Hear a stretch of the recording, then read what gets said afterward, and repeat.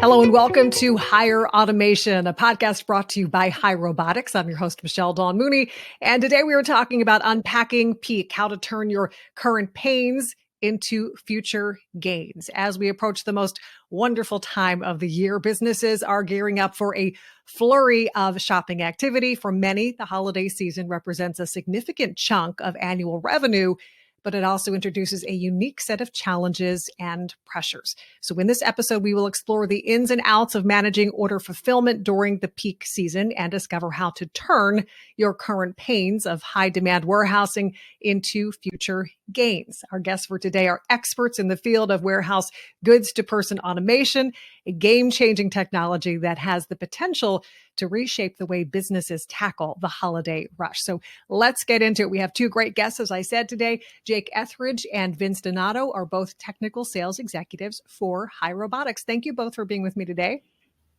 And thank you for having us. Excited to get into this conversation. Before we do, starting off with you, Jake, can I have you give us a brief bio if you can? Yeah, not a problem. My name is Jake Etheridge.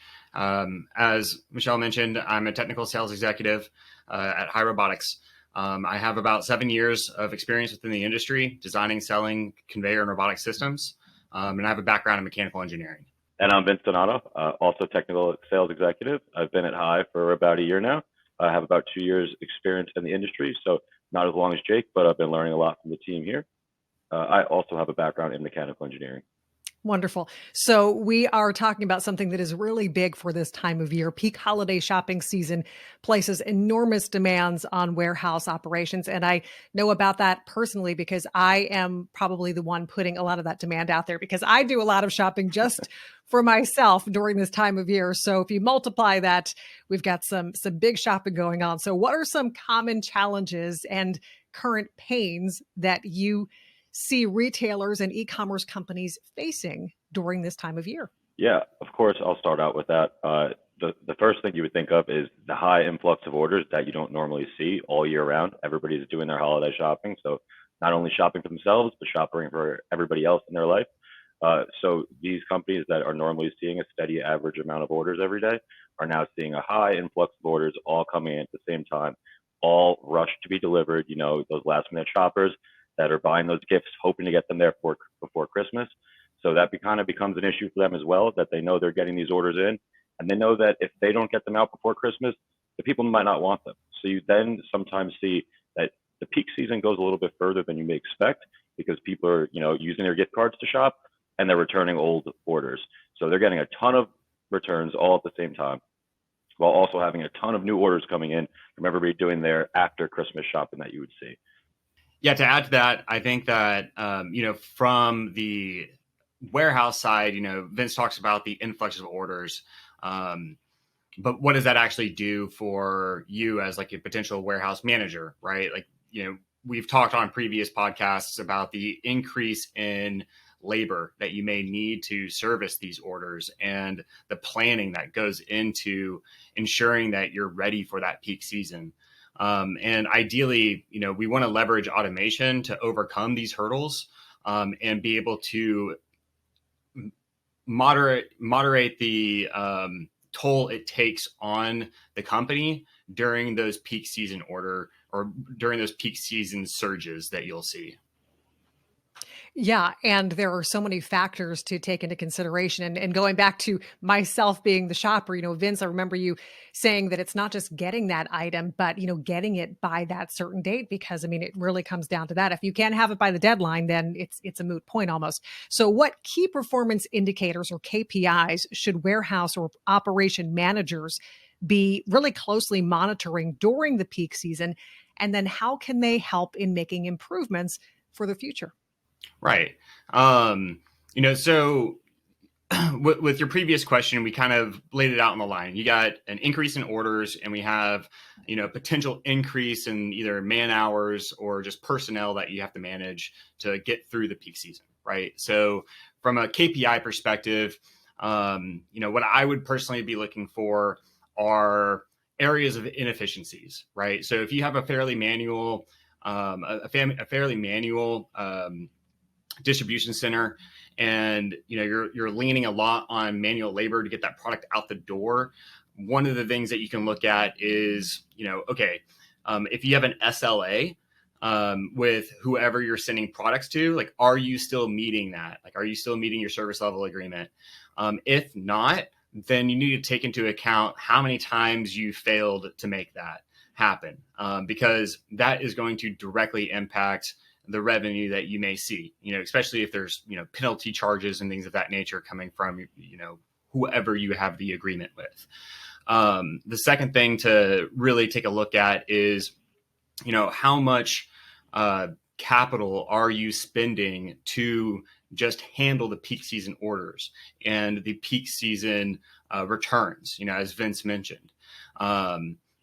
Actually taking the quantity of, additional work and, putting it to a dollar figure is going to be very helpful in understanding, okay, like, is automation something that I can potentially see a return on my investment in X number of years, right? And, most companies are looking for like a 3-year return on investment. In some cases, we've seen 2-year return on investment. In others, we've seen 7, right? And this is going to be very dependent on like your company and, what your goals are when it comes to, making an investment and seeing returns on it.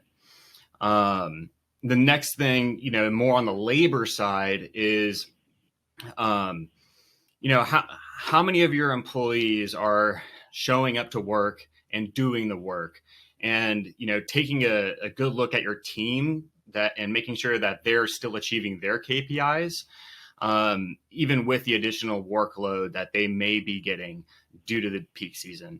The additional hours, the additional complexities that you may face, with the holiday season, people calling in sick or taking time off, take a look at that and see how badly that impacts your ability to get product out the door.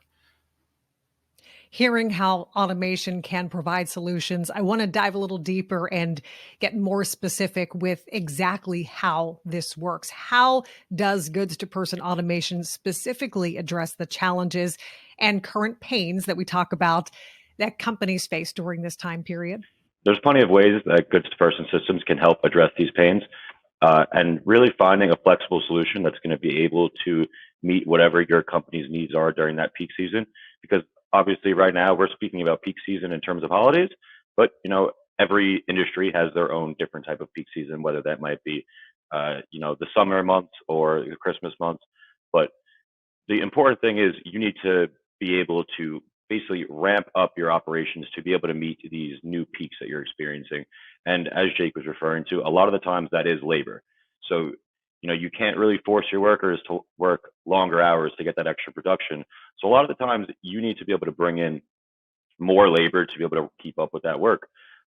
Using a goods-to-person system, you're kind of able to cut back on that, because it's not, especially in today's age, it's not that easy to find labor for warehouses. So by using a goods-to-person system, you're able to ramp up your warehouse operations without having to increase your workforce, where a lot of the times this workforce for the peak season might just be temporary labor that is just going to come and go. So it's not always great to bring people in and have to let them go so soon. So by using goods-to-person automation, that's kind of artificial manpower just to help you boost through that.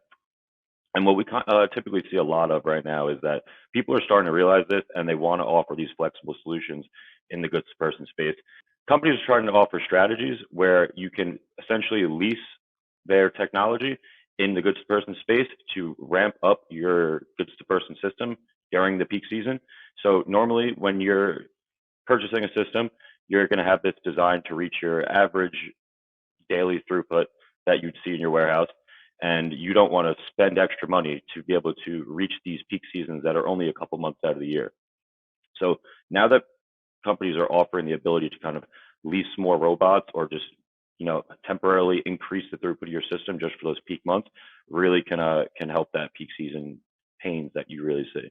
And Vince, you hit on flexible automation, because flexibility is a huge part with everything that we're talking about here, especially for companies who are selling during this peak season of the holiday season. So can you dive a little deeper and give us a little bit more kind of information about exactly what does that look like, and maybe more examples of how businesses can best leverage flexible automation to their advantage during the holiday season, or really any time of the year. Yeah, I'd say that when we're looking at, a flexible automation system, as Vince mentioned, adding robots to a system for a temporary duration is definitely a way to increase your throughput, right?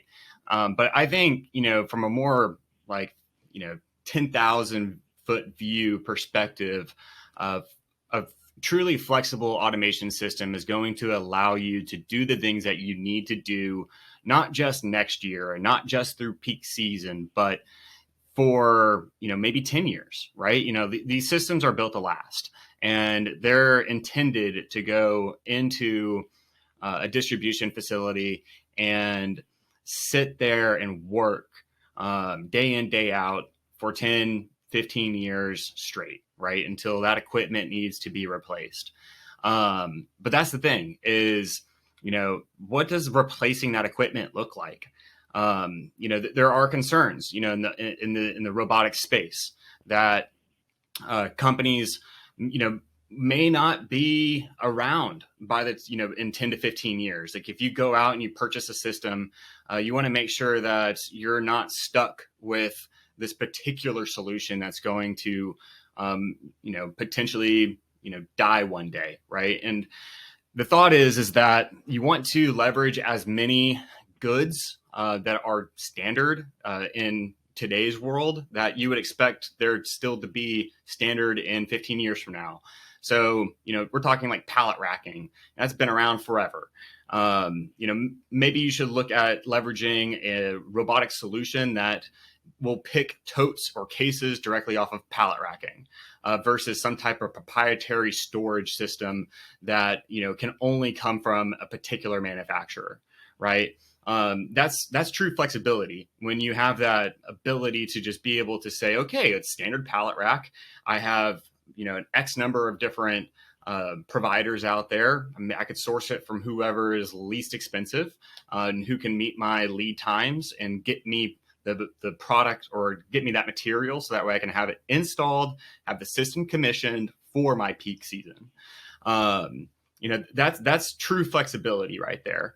And then to add to that, what if you start to lean on goods to person, your company begins to grow and you start to outgrow your space, or the system that you've installed becomes, inadequate to meet your needs. The other side of the flexibility coin is, the expansion aspect.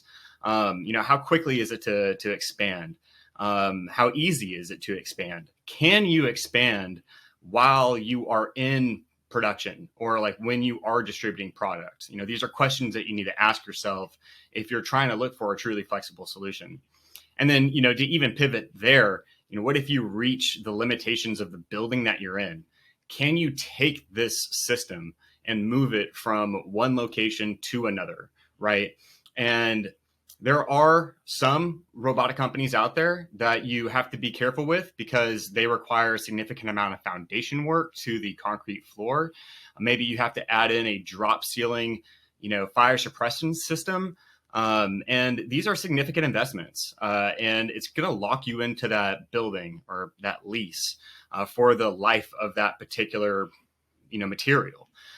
So, if you're looking for something that's flexible, the other flip of the coin here is, you want to be able to potentially knock it down, take it somewhere else, and then grow upon it from there. Or, if you need to, take it down and at least be able to resell some of the components of that particular system at the end of its life.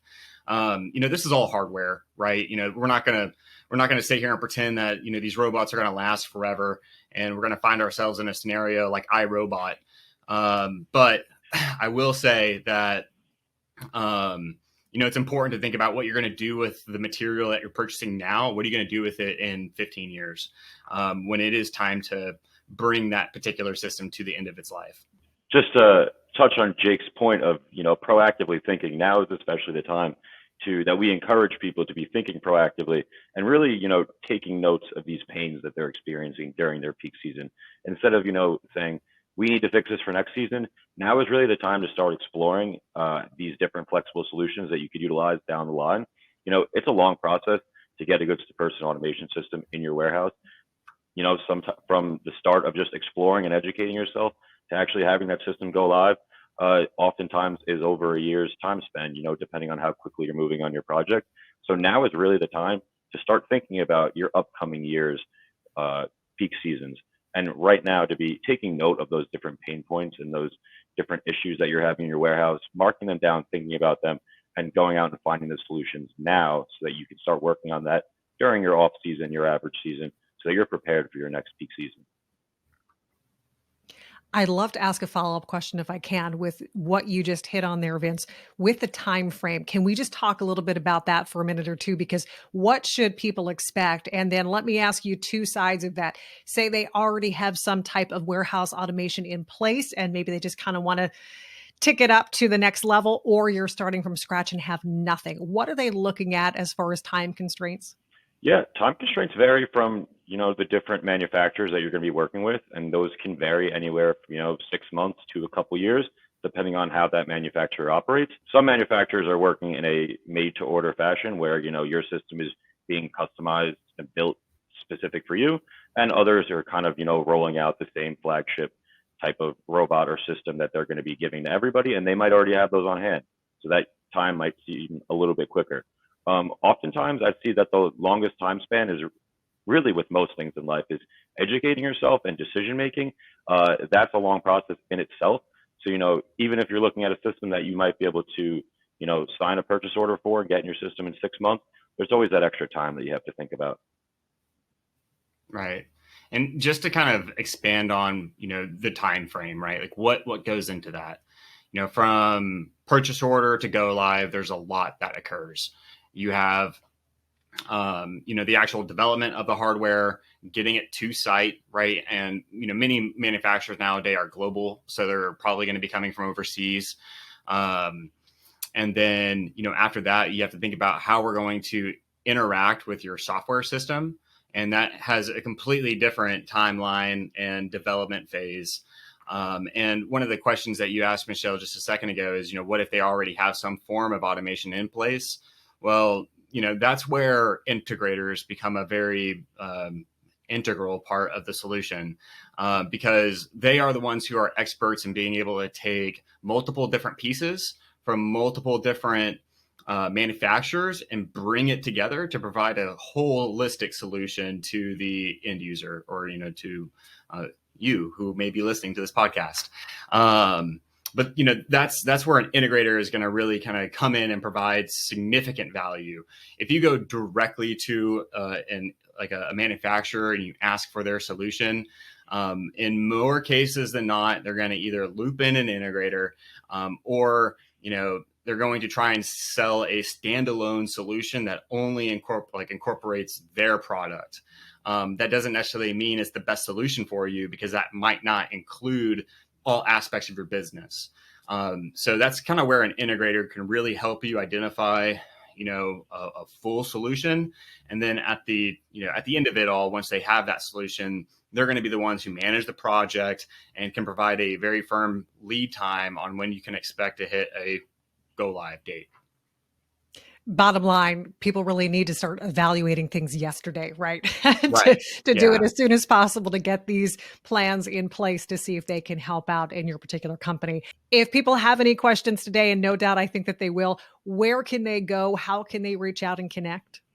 Yeah, I'd say, from a educational standpoint, if you're really trying to, get a quick understanding of what exists on the market, maybe you don't have the time to really do that research to figure out every single robotic manufacturer, go to Google and type in local material handling integrator.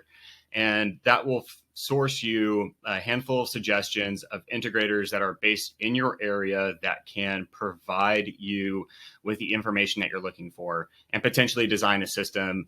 And, you can go from there.